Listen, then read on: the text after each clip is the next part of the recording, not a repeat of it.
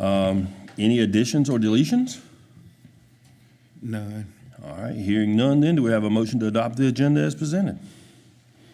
I'll make a motion to adopt the agenda as presented. I guess you and I are all in favor.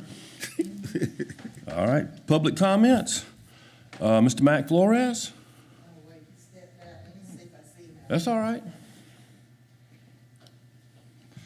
Mr. Flores has been before council before. He is one of the principals with Project Echo, that large solar farm. This is all matter of public record but a large solar farm that got property near Silver Street rezoned late last year. Right, okay. And he just happens to be in state, and so he offered to come and reintroduce himself. You're up, Mr. Flores. I'm up, okay. Good afternoon. Hey, Good how's it evening. going? Good, great. And You yourself? doing all right? Good, thank you for having me. Rick, thank you again for allowing me to come in. I just wanted to introduce myself. My name is Mac Flores. I work for Ecoplexus. We've had quite a few presentations here in this room, actually, and looking forward to have a couple more, I guess. But ultimately, just wanted to show face, let you guys know that we're very excited about bringing this project forward to the county and getting everything passed, working with Rick and the rest of the county to create some great things for the county here. So just wanted to leave you both with my cards. Okay. Again, my cell phone number's on here. Feel free to give me a call or shoot me a text anytime. Thank you. I'll get you out of jail if I need to. But I'll take you up on that. but wouldn't be the first time. So I worked for a congressman at one point, and Oh, things got a okay. little crazy once. So, Yeah. but yeah, just like I said, it was just real important for us to show up. I know that I'm not necessarily presenting today, but it was a big deal for us to be here. So thank you. We appreciate it. Thank you. Thanks to what you do, especially supporting Newberry County. The rest of the state, national. I mean, it's okay. And Mr. Chairman, as per the agenda, we will be discussing Project Echo in executive session. Okay. All right. Staff report, Mr. Farmer. I think most of the meat of here is yours. So, project activity.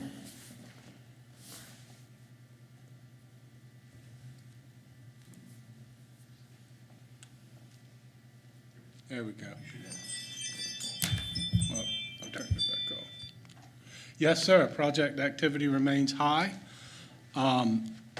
We had 6 RFIs in the last quarter, followed up by the previous quarter, which also had 6 RFIs. Now, an RFI at this stage is typically a formal type of search. I don't typically include in project activity, if I get a call from a broker for somebody looking for, a little bit of space, but I have no details. But these tend to be official projects. There are several expansions in the works. We'll be talking about a couple of those in executive session, but activity is fairly robust.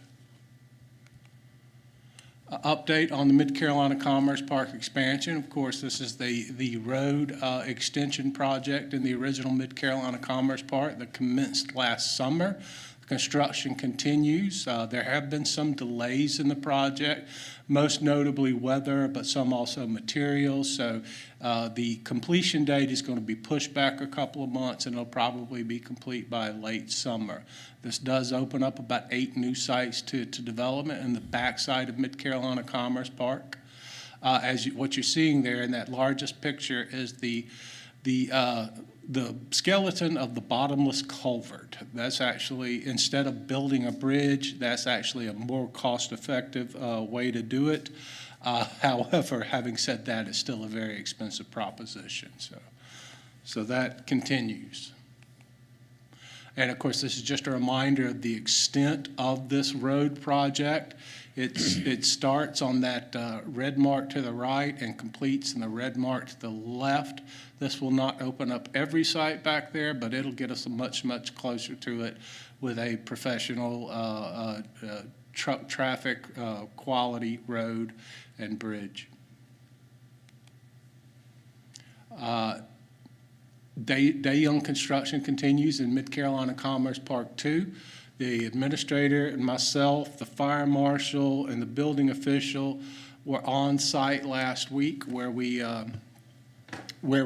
toured the construction so far. and discussed some schedules for completion. It's a very, very tight project. It's lost a couple of months due to weather relays. We got a lot of rain last fall. But it's still moving forward, and everybody seems optimistic and happy about it. So I'll continue to keep you updated on this project. All right, Mawson's Way repairs, resurfacing, extension. These were two projects that I submitted for inclusion in the capital project sales tax. Both of those projects were cut by the Capital Project Sales Tax Commission, so we're kind of back to square one on both of these projects. We first identified the need to fix the road back in 2017 as we were recruiting Samsung. We commissioned a study in 2019 to evaluate the road, and that chart to the right shows some of the pavement conditions. And you see there's moderate severe cracking in much of that pavement. It's in pretty rough shape. The recommendation from the consultants was a full-depth reclamation and overlay, which is a fancy engineer way of saying you basically got to dig up the road down to the subsurface and rebuild it. Not the entire length of the road, but at least in certain areas. And the reason for that is a lot of these cracks go through the full pavement, which means water gets underneath that and it erodes the bed, which that leads to potholes. So simply just throwing a new coat of asphalt on this road will not fix it. It'll be a very temporary fix if we did that. So the last estimate we received was about $1.6 million to handle this job. And as of right now, I have no identified sources of funding for this. So just want to make sure that the committee is aware of that. The extension, of course, you see on this image, in yellow, that's the existing Mawson's Way. That's the part that needs to be repaired. In red is the proposed Mawson's Way extension, which, of course, would add a second entrance to the park. In theory, make the park a lot safer because you're cutting down on traffic and you've got 2 points of ingress and egress instead of one. The total project cost to build this road is $2.8 million. Now, we've got a verbal commitment from the coordinating council for a $2.5 million grant. Samsung needs to announce that it's invested a lot more and created more jobs than it originally promised to sort of open up that grant. Newberry County would need to come up with the remaining $300,000, which is a small price to pay compared to $2.8 million. I have applied for $167,000 to Newberry Electric Cooperative for the utility tax credits. That decision is pending, but I'm optimistic that we would receive that money and be able to apply that to Newberry County's $300,000. So, again, just something I want to update and make the committee aware of.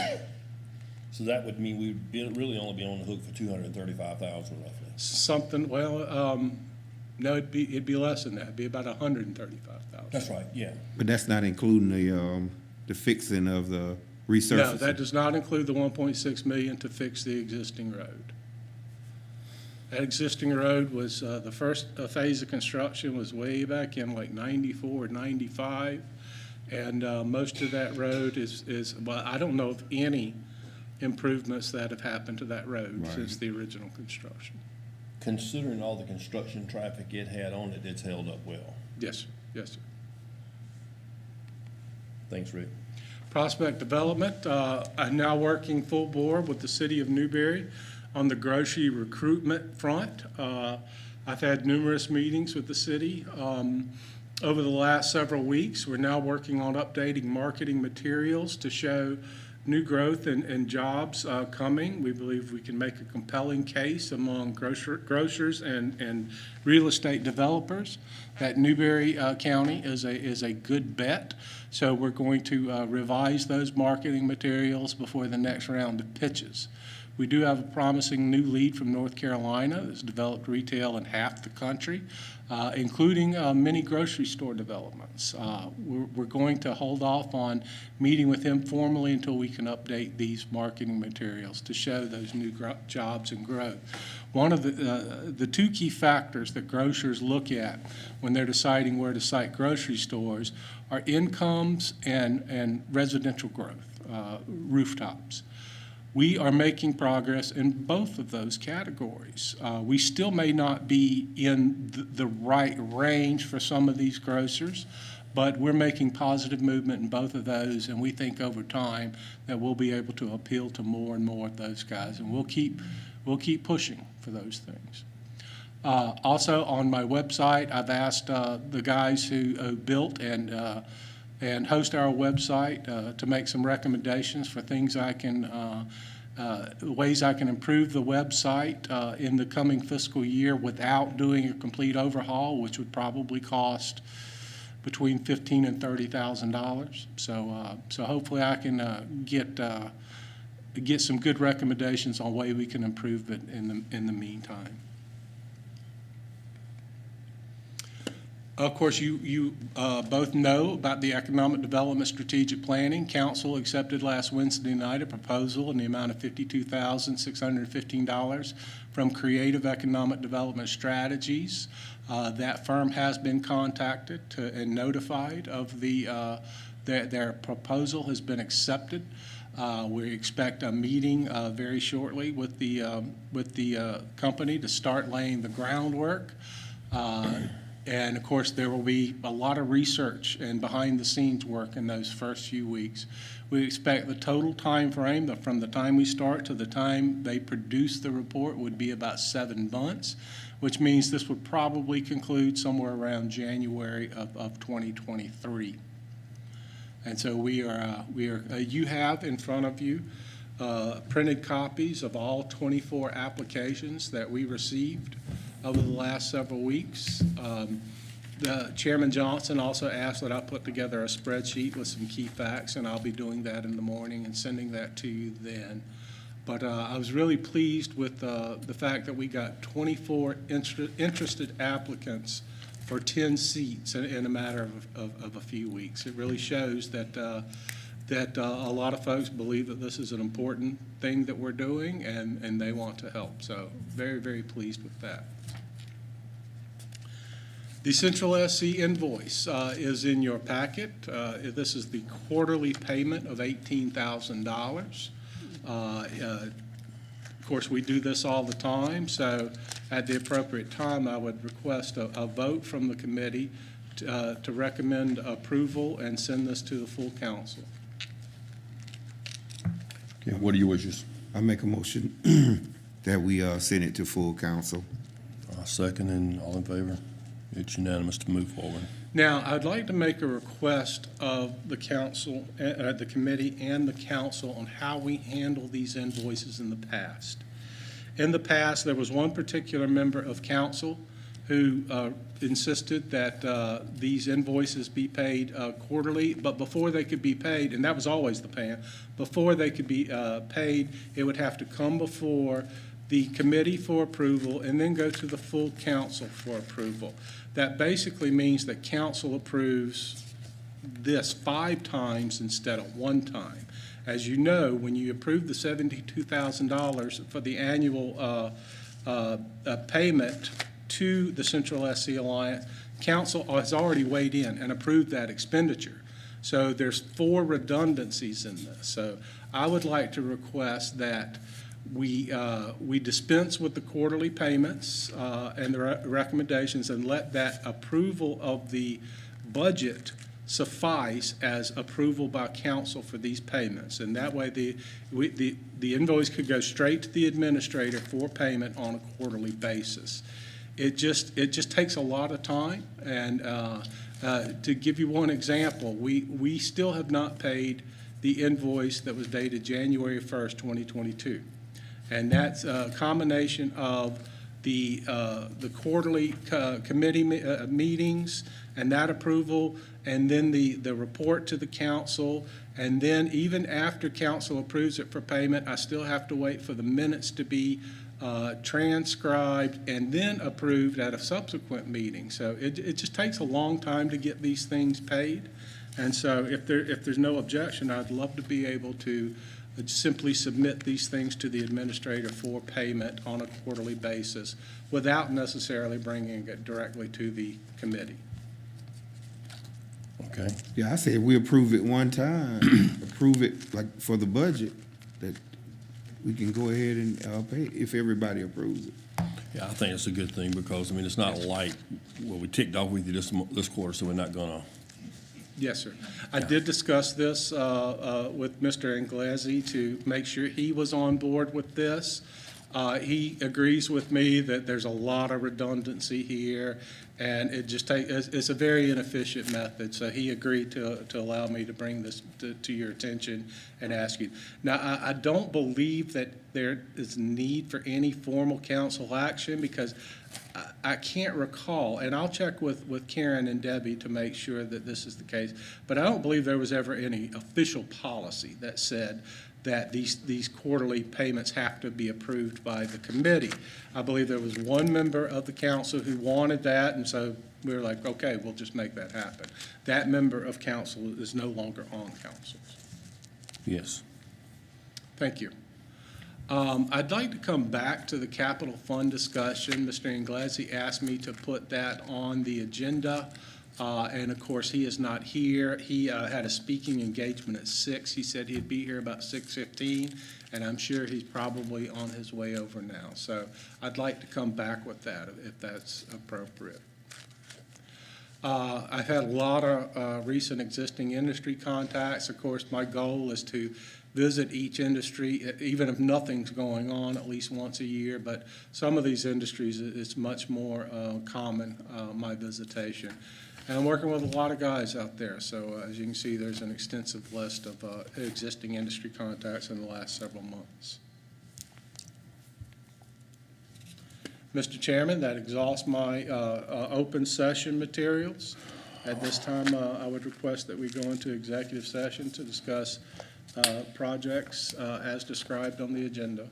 All right, number 5, comments or discussion from council members? No? No. All right, motion to go into executive session? Yes. Okay, second. All right, so we can go into executive session, Rick. Thank you, Mac. Thank you, Rick. Appreciate it. Thank you all.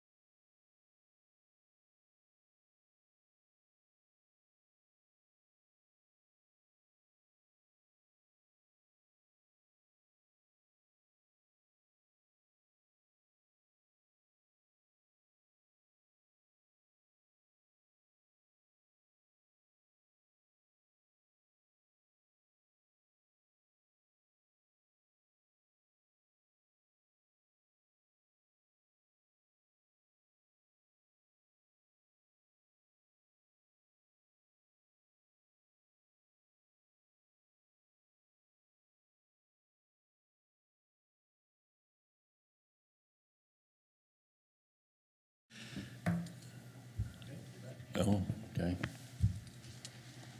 Make a motion. Oh, I did. I see you want to make a motion to come out of executive session? Yeah, I did that. Oh, okay. All right, we're out of executive session. Item, let's see, 4D3, we skipped because Mr. Iglesias was at a speaking engagement he had representing the county. So if we could go back to the discussion of the capital fund. Mr. Iglesias? Thank you, Mr. Chairman. Good evening. This was just put on for discussion purposes. If you recall, the public safety needs for the county have evolved over the last several years as the industry has come to Newberry.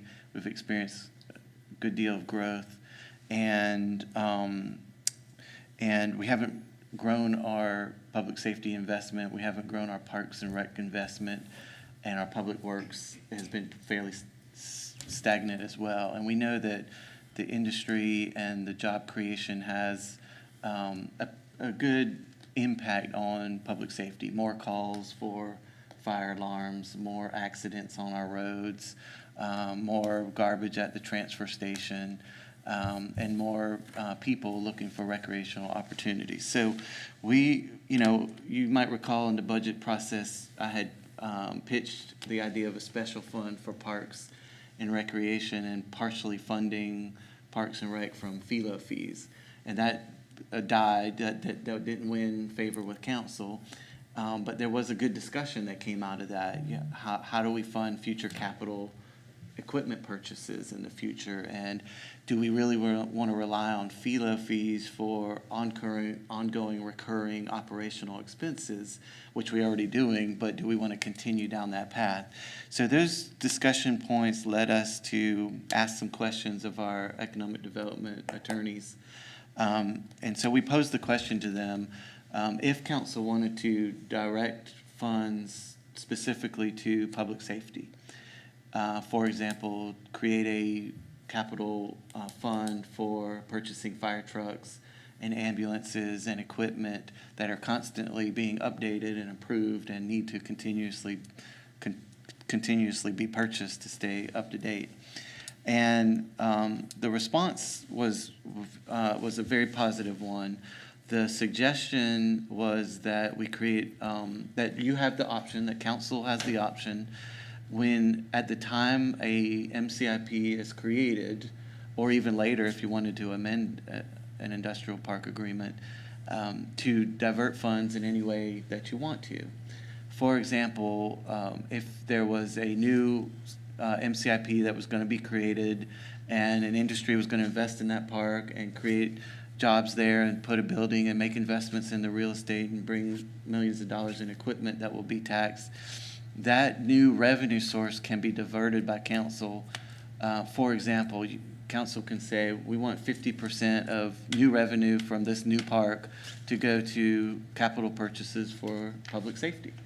Or we want 25% of the new revenues from this park to go towards capital equipment purchases for parks and recreation, or to help cover equipment costs out at the transfer station. Because we've learned over the last several years where the impact is from new industry and from these new deals. And so that's an option that council has. And what it would look like is that we would create a special fund, and through the ordinance process, council would divert those funds in a particular way. And so we can talk about it. I just wanted to bring it to your attention because I think it's an idea that some council members seem to make comments that were supportive of doing something like that, diverting funds directly to an area that there may be a need, specifically public safety, getting our rolling stock kind of caught up, and doing it with cash as opposed to borrowing money and paying a bunch of interest. So just kind of some thoughts being put into that now. I wanted to plant those seeds with y'all and see if you had any feedback on that. I think that'd probably be easier than trying to create bonds in order to buy that and pay it back later if we already had a fund available. And this would be something that we put in on a yearly basis. Actually, you could do it at the time that MCIP is created. So when the industrial park is created, there may be one property in it, but oftentimes there's multiple sites. And so you could divert the revenue in a particular way at that time. You say, this new revenue is, we want to go towards 50% of it to go towards these things and the other 50% to the general fund. Right now, everything just goes into the general fund. But if you agree that there's specific needs that this revenue source could help fund, then this would be a way of doing that with that direction from council. Say, we recognize there's a need in public safety and we've got a new revenue source that we're doing a deal for 30 years. We want to commit X number or X percentage of this new revenue to public safety or to parks or to public works or to public safety, in the sheriff's office, however we want to do it. The disadvantage to that would be, though, that the funds that were going to the general fund that potentially could offset taxes for our citizens would be going into another fund. However, flip side of that is, eventually the citizens are gonna have to pay for the rolling stock or whatever anyway, so it's kind of a wash.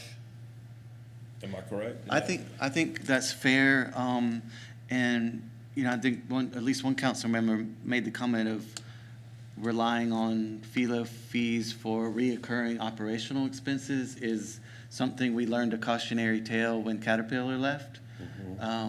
When we lose that revenue unexpectedly, it's a scramble. So if it's diverted to capital purchases and facilities maintenance or facilities improvements, those are large one-time expenses, but they happen frequently. We have to do them often.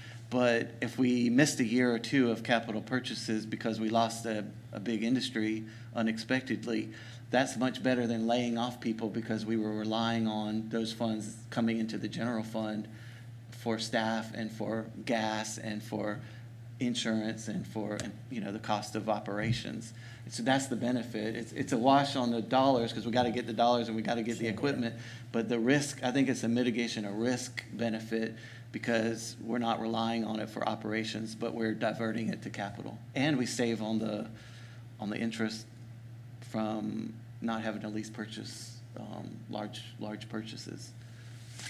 One of the things that I've thought about ever since the Samsung project was that 10 or 15% of all these projects needs to go into an economic development fund, so that if we need to incentivize something, such as, I think Samsung, we ended up having to put $1 million into the project. $3 million. Huh? $3 million. $3 million, but we had to come up with an extra $1 million, I think, toward the end. Am I right? I think it was $2 million, and we bumped it to $3 million. Okay, but anyway, if we had to come up with something like that right now to incentivize a large company that's got a lot of potential for our county, I'm not sure where we would come up with it. So I'm just wondering if we would put, and again, this committee, and I've looked through, y'all, there's some heck of a nice, it's gonna be hard to cut this down to 10 people based on what we have in there for us candidates, but, maybe in there, some of this could kind of guide, but I'm not so sure that we shouldn't put 10 or 15% back over into economic development, whether it be for road improvements, et cetera, that we need now, and where's the money coming from? Same concept, I guess, what you're talking about. It's just, again, it is capital projects, so it's not recurring, it's gonna drain something for somebody gone. If it goes in, it's. That's absolutely a reasonable additional way of, item to divert funds to is the economic. I know that's been a discussion, and at the time the MCIP is created, that would be part of the discussion is, 10 or 15% to economic development, X% to public safety, X% to parks, X% to general fund. And so, yeah, however you wanted to do it, and if that's important, then that would be part of the discussion, absolutely.